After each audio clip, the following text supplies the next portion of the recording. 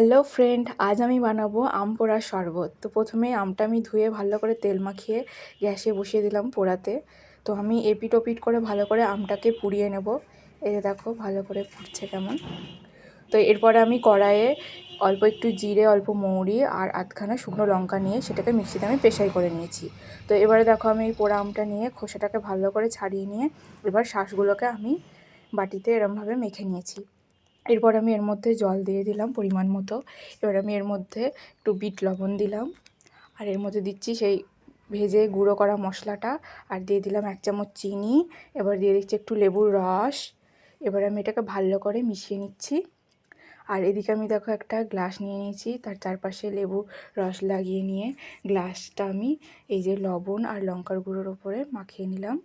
এবার আমি শরবতটা ঢেলে দিলাম, আর পাশে একটু সাজানোর জন্য লেবু কেটে দিয়েছি। তো এবার চলো আমি মায়ের কাছে নিয়ে যাই। দেখো এই না, তোমার জন্য কিনে আসলাম, দেখো খেয়ে বলো কেমন হয়েছে।